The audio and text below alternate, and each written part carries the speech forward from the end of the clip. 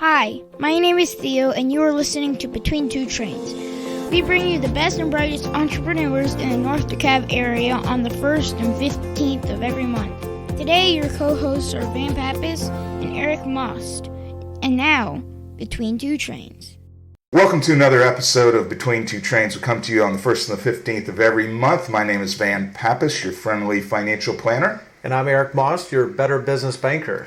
How are you, Van? I'm doing good, Eric. Today we have taken a departure into something a little different.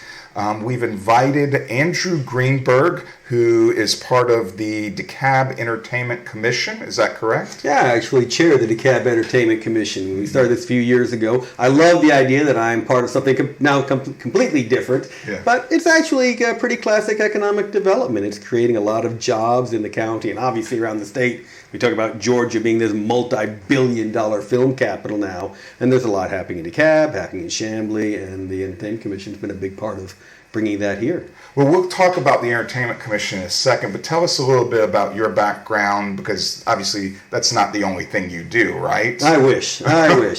I'm also the executive director of the Georgia Game Developers Association. I'm the commissioner for the Georgia Esports League. I have a company called Holistic Design Incorporated that makes video games. We license a lot of our stuff out to other people these days and promote our works. And we now have the N2 Esports League to get kids into esports safely. So we already have great esports opportunities in Georgia for professionals, for college students, for high school students. They can letter in esports. So we started the league for 10 to 16-year-olds to get them enjoying esports as well. And a few other things, but those are... All right, so I got to ask, because I got a 13-year-old, and he... Has he already made $500,000? No, he has not. Next week. And I try to tell him that, not everyone that's playing video games is making millions of dollars. I mean, tell us a little bit about, what is the deal with these kids, making tons of money playing video games? And your 13-year-old knows the stories. There's a 13-year-old who won $500,000 or more in the last Fortnite series last year. We had a 17-year-old win something like $3 million in the same tournament. Oh, really? Here in Georgia, we've had tournaments where teenagers... But how many kids are playing these tournaments that one kid has done that? I mean, the chances, as a financial planner, I look at what's the chances of you spending hours and hours worrying to perfect being this video gamer that you're going to actually win $3 million? Obviously, it's only 1 out of 1,000 who wins that much. But there's so many different roles now to be played in esports, all of which have their own career track at this stage. So we think about the whole production side. You've got the audio person. You've got the shoutcasters who are acting as the announcers. You've got the camera people. You've got the hardware people setting up the game. You've got, obviously, the game designers who are creating games like Smite and Paladins here in Georgia for esports. You have the community managers. This was a position nobody even thought of more than 10, 15 years ago. Comes out of games, goes straight into esports, and now you see the Fortune 500s. We need community managers to make sure that our audiences don't hate us. You've got the coaches, you've got the trainers. We're working with Northside Health and Fitness. They've got a very strong esports program now, esports training regimens, health and fitness in general. And just all the various areas you can think of, and then some are part of the esports ecosystem. So it's becoming this great business community. We just had a great event down at the Gateway Arena. Sorry it wasn't in Chamblee, it's down at College Park. But 2,000 people show up to watch folks play Call of Duty. 1 million people watch it each day. It's a 2-day event, so you got 2,000 people on site for 2 days. You've got 1 million people each day watching the live streams. You've got all this great content that comes out of it. All these streamers who come down there reporting it as well. All this press, international esports press comes into Georgia. Just a great opportunity. Does that have to be done like at a studio, or can it be done anywhere? It's very interesting, the various levels at which this happens. So you've got these huge events that'll take over the Cobb Energy Center. MomoCon in May, it takes over the World Congress Center, and they're going to have these huge esports events. They just announced the College Esports Championships will be there. The National Association of College Esports will be doing their actual championships here in Atlanta at MomoCon. But then you have things like Turner has their E-League, one of the very popular show. Great live stream audience, some of the best televised esports you see, and they've got a nice studio. Used to be one of their basketball courts down at TBS. has been converted into an esports facility. It's not a huge room. They don't want more than like 100 or something. It's very focused on the televised side of things. Sure.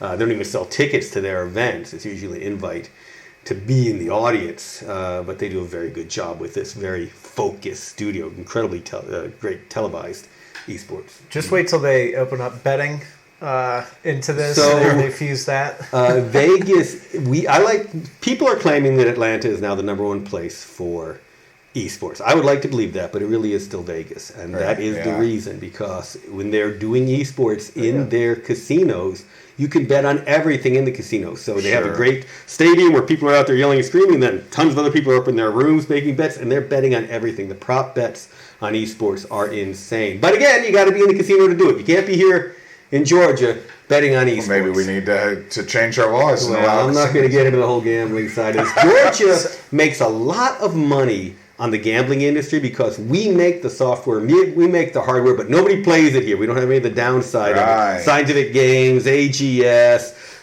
Aristocrat, well, they have great big studios here doing incredible projects. Love what they're doing, but The Hope can't play Scholarship, there. too. And they got the lottery. Well, one of the things, though, that I think our legislator did do right, and this is where I want to segue into this topic, is the film credits. Yep.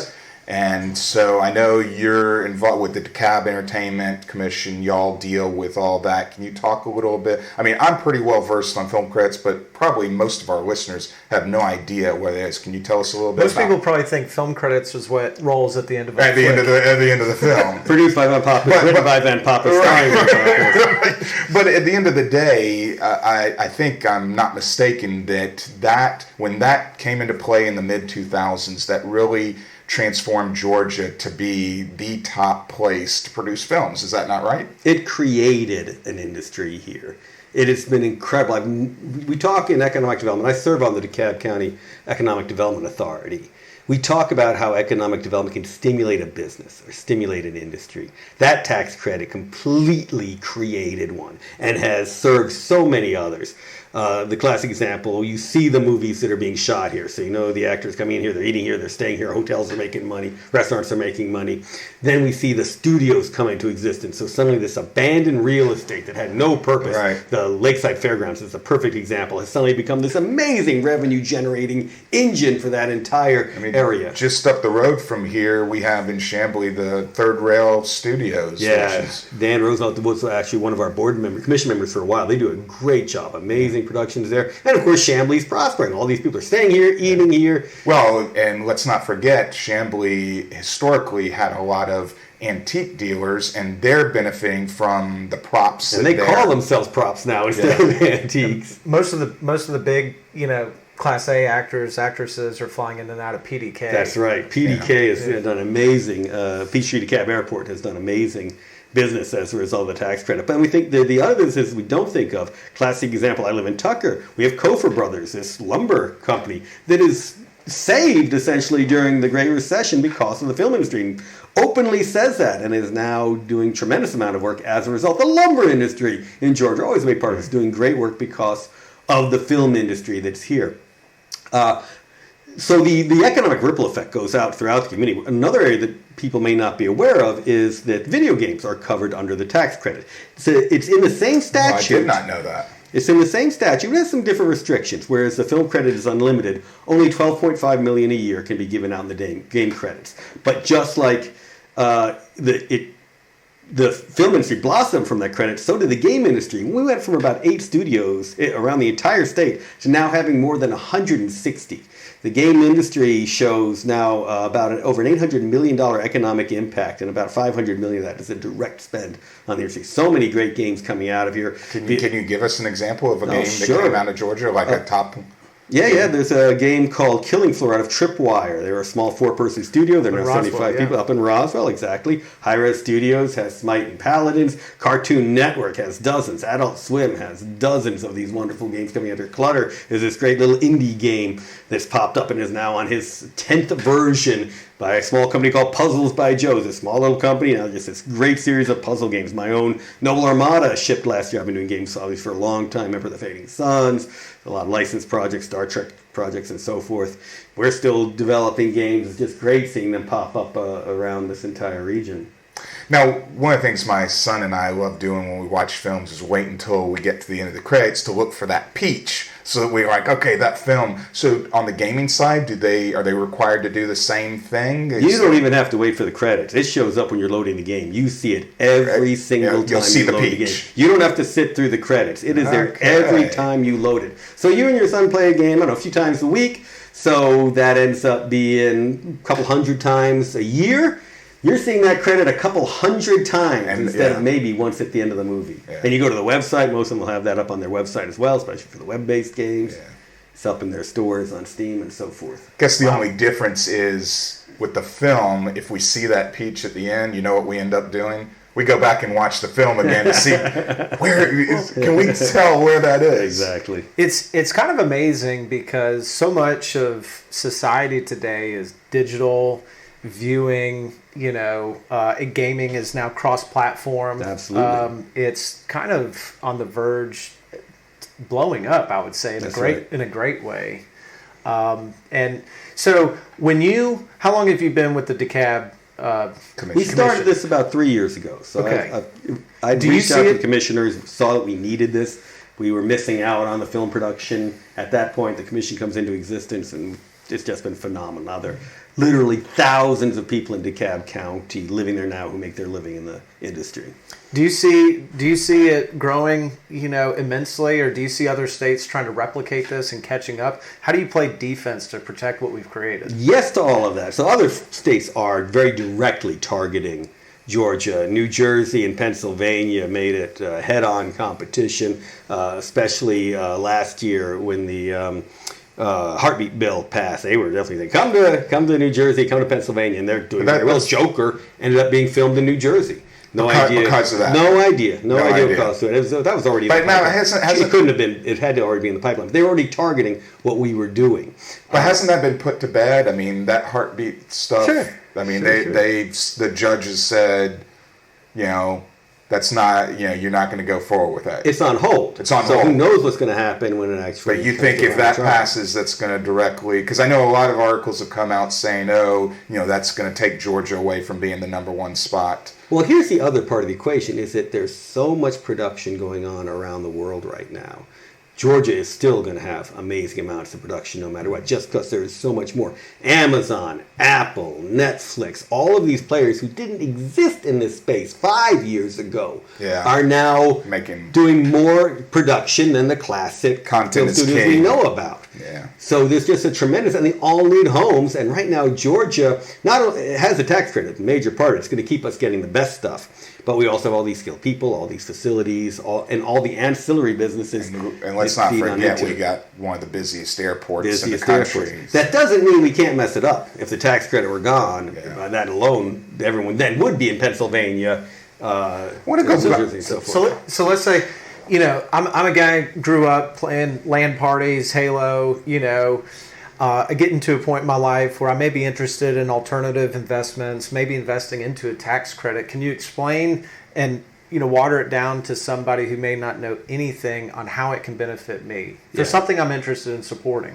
So a lot of these tax credits from the film industry have ended up in the hands of Georgians because it's Georgians will end up using it if that production company can't utilize the credit itself. So they will sell these, and there are tax credit companies, Aprio, who will handle this for their clients. There are brokers who will specifically do this. Monarch is an example of that one.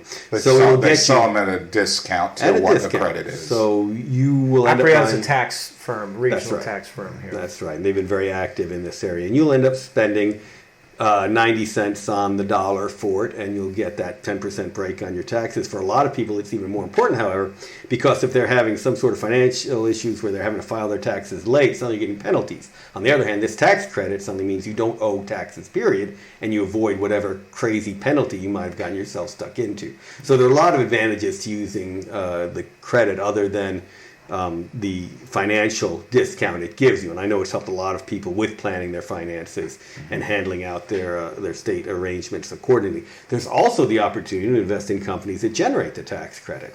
So this has been, in my mind, one of the biggest pluses of the game industry tax credit. It has given investors who don't know this space And investors aren't going to invest in a space they don't understand. It suddenly gives them a reason to invest in game development so they can generate that credit. And we've seen investors come in for that reason and bring about some pretty good companies and some pretty good games as a result. Bottom line there, you need to talk to your friendly financial planner, financial advisor, maybe even just talk to Van about that. They can best guide you because it is a more advanced strategy that not somebody on TurboTax could probably figure and if out. you're using TurboTax, you probably don't. You're not stuck in one of those weird situations where suddenly this becomes a lifestyle. I want to go back to what you said a second ago about the number of jobs that's brought to the area. I've read reports that some of those numbers might not be accurate and how we really tell whether those are. I'm not sure if the naysayers who don't like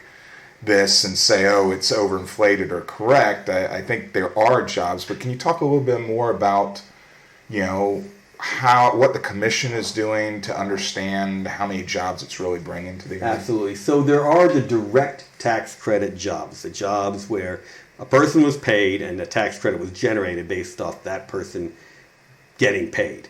So you can set that up as that direct tax credit spend. So for instance, in the game industry, we had about $39 million in direct spend to tax credit projects, and most of that is payroll. In the game industry, that's almost everything that we're doing is paying people. On the other hand, that doesn't cover everything that didn't get applied in there. So I can say these jobs were tax credit jobs, and we see that they're from the tax credit. But then because the game industry has exploded, we have literally a few thousand more jobs that aren't even mentioned that are directly in the game industry, but aren't being applied to tax credits. And then you have all the other people who are making money because of the tax credit. Voice actors, motion capture artists, the people who are selling software, some consultants who will come in and troubleshoot your security or whatever, pen testers, etc. And that's the indirect area. So you've got direct tax credit, you've got direct game industry, and then you've got all those indirects. So the argument has been over how should we be calculating this, what should we be basing it all upon. So for the game industry, we've gone for the whole direct game industry spend, not limiting it to what's been applied just to the tax credit, because the tax credit has stimulated a lot more business than is currently applying for it. So for us, we can show the several thousand people directly. Here are the people who are making their living in the game industry. And that's not even including all those folks on the gambling side I talked about. Right. We've got members who are loving that, but we don't include them in our numbers as well. So that's what the fight is about. Where do you directly count it? And there's a Georgia Tech study that recently came out that seems to be the good middle ground between them, and gives a really good look at the industry, the impact it has both economically and on jobs specifically. Now, before we get to our break here in a second, one of the other things I believe the DeKalb Entertainment Commission has like a database of locations, right? So like if I had a house or a piece of property, I could come to y'all and say, hey, I'm willing to let someone film on my property, and y'all keep a list that the film companies come to. Am I accurate on that? That's absolutely correct. I'm amazed you haven't put this giant podcast facility into the database. Man, what, this is a football field? At least? With stadium seating? Oh, yeah. This would be a perfect filming location. But that's exactly right. What we've done is put together this database. People can get listed on it. It's on the DeKalbEntertainment.com website. You can check that out. Unfortunately, by the time this airs, we'll have just done our session March 15th at the Atlanta Science Fiction and Fantasy Expo. We'll be doing a presentation on how to not only get listed, but what appeals to the location scouts. And we'll have location scouts on the Black Lightning TV show. They're talking about how they work with individuals, get the homes ready, what they look for, what brings them in, what turns them off, all those sorts of things, all the hidden secrets that really make it successful. So great pictures are the starting point, and then we work with you to try and get listed, have it up there. And like, what could someone? I mean, how much are you talking about they could make if I was to rent out my house? I mean, what would I make? It depends for how long, Yeah. what kind of shot, and how much freedom you can do it. If it's your house, you don't want to be gone for too long, so you're not going to be making $100,000. On the other hand, we work with places like Collinwald and the rec centers. I just talked to... I was going to say local pools, maybe? Exactly. Just talked to a guy who ran the Eric, Tucker Rec Center. we got to get Huntley Hills Pool in on this deal. Tucker Rec Center in 1 year pulled in $300,000 in rental fees from films. Wow. So Collinwald has done $500,000 in some years. So it can be very lucrative, and it's been a big plus for the region. In fact, one of the things I love looking at is that all these productions need to hire police and firefighters off duty to work on their site. Our calculation is it's almost $1 million raise to police and fire separately, each one, in individual years. That's how much they're getting. And that's money that we're not having to pay out of our taxes. We suddenly have much better paid police, much better paid fire, and it's a great reason to keep them here. All right. Wow. Well, we are up to the point where we need to take a short commercial break. When we come back, we're going to play our ever fun game, Can You Ace It? We'll be back right after these messages. Looking for an affordable, functional, and creative space to work? Check out 3411 Co-working in downtown Chamblee. They have flexible month-to-month office space options that include fiber internet, meeting rooms, printing, coffee, snacks, and networking events.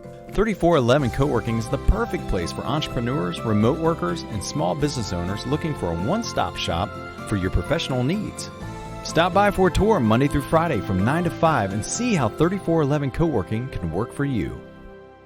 Welcome back to Between Two Trains. We come to you on the 1st and the 15th of every month. We are talking with Andrew Greenberg from the DeKalb Entertainment Commission, and Eric is going to lead our Can You Ace It segment, brought to you by the Chamblee ACE Hardware. Brian Fisk and his staff do such a great job at Chamblee Plaza, bringing you all that you need. So, Eric, what we got going? Can you ace it? Ace is another one making a lot of money off the film industry because all the productions are going there buying equipment. I know the Ace by Me does fabulous business when they need a screw or something to exactly. They go. So are you trying to say we people in entertainment have a screw loose?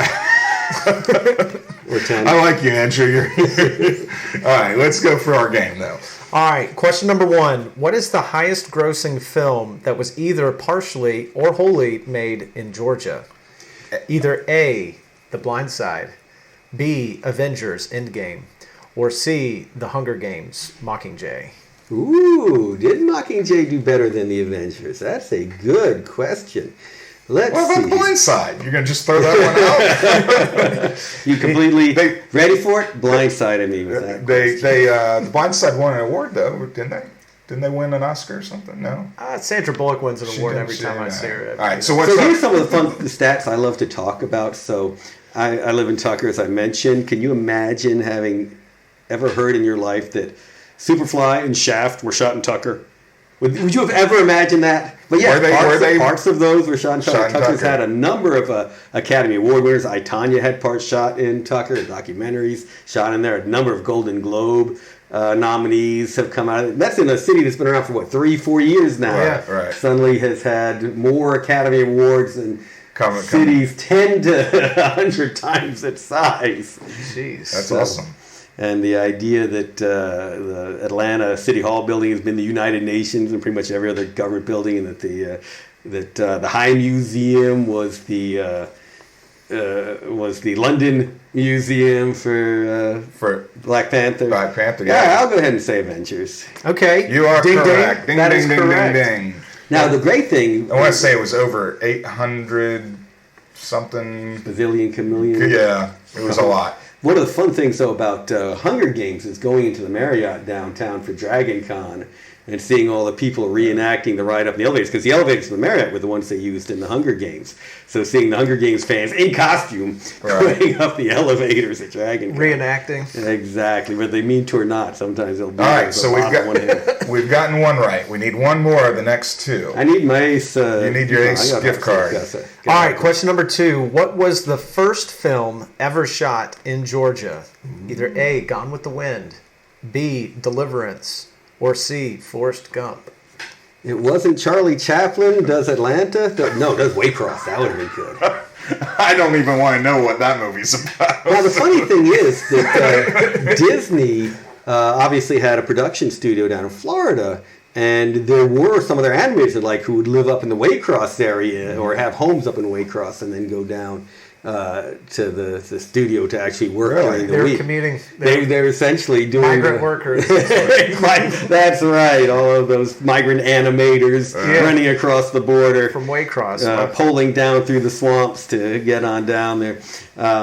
So they might have drawn a few stills. So it wasn't shot here, but some stuff could have been drawn here before. I've got to get one wrong. I can't go straight for Deliverance and have 2 out of 3. That ruins the entire tension of this. You want to get one wrong just to give the audience a build up? Man, I gotta go for Burt Reynolds. How can you not go for Burt Reynolds? Let's skip this one. Let's say I missed that. And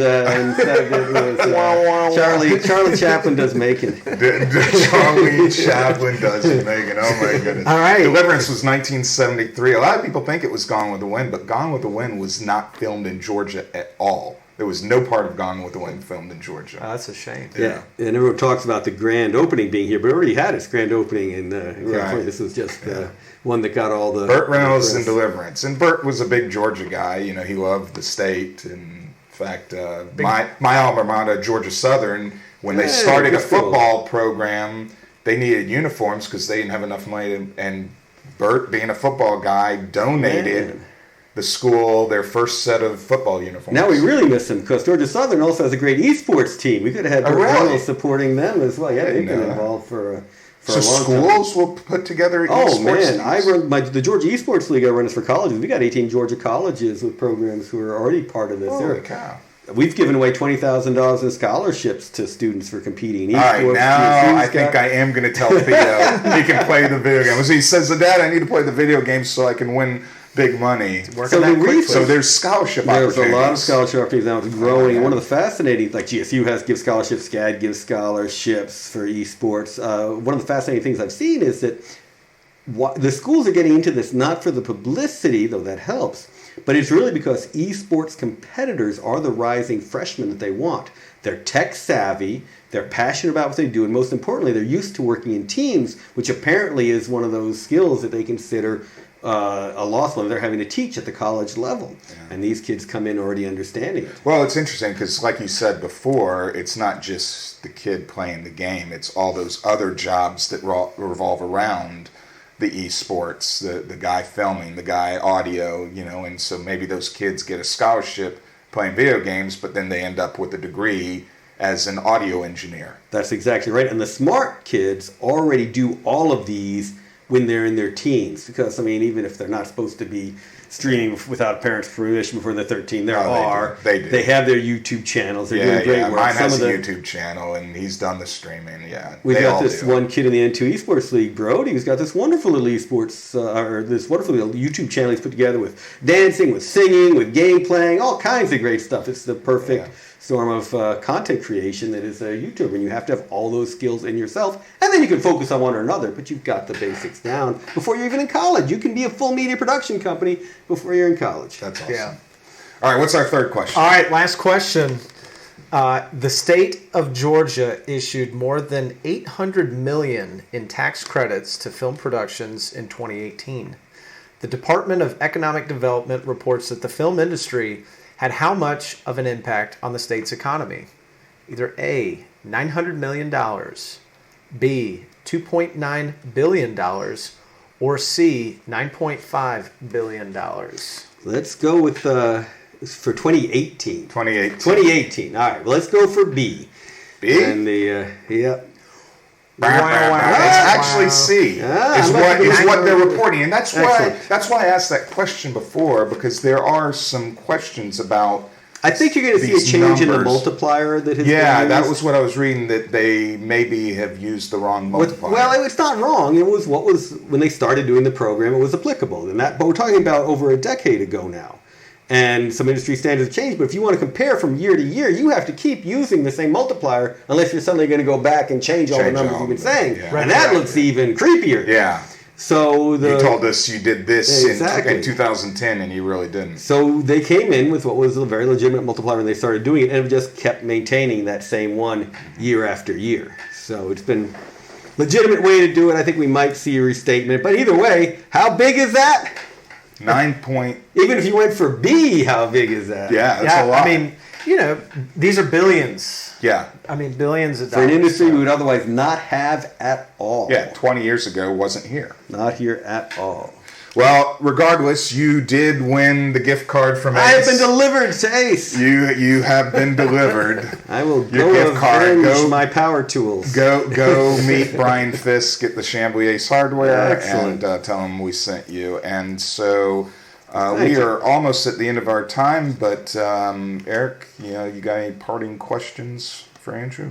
Yeah, I would say, if you're curious to learn more about, what the state does, get on an email list, go to the website to learn about current events. What is that website?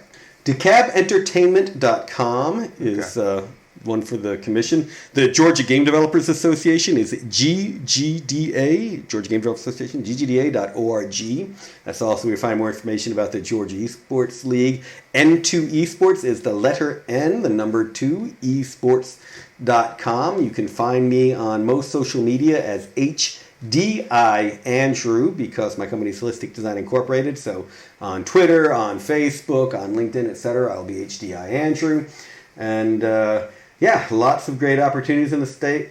I've got one more question before we go. So DeKalb County obviously is a pretty large county. We've got a lot of little municipalities. How does the DeKalb Entertainment Commission interact with, say, Chamblee or Brookhaven or Dunwoody? I mean, is there interaction between There's a lot of the cities interaction. and y'all? I wish that we would see this on the municipality, county level more often. We actually handle the permitting for most of the municipalities, as well as for unincorporated DeKalb County. While we only generate the revenue from the unincorporated DeKalb, we are generating revenue for Chamblee, Tucker, etc. Because the city says, hey, we don't want to have an employee that we pay to do all this, so we're just going to have the commission do it. It's not just that. It's that the commission has this expertise and has taken us from about 6 productions around the county. We started this to, 50 plus now. And doing Is there any issues with, one city has certain rules over the other, or the cities say, hey, we're going to adopt what you... That is what we've been trying to standardize, and for the most part have succeeded, and that really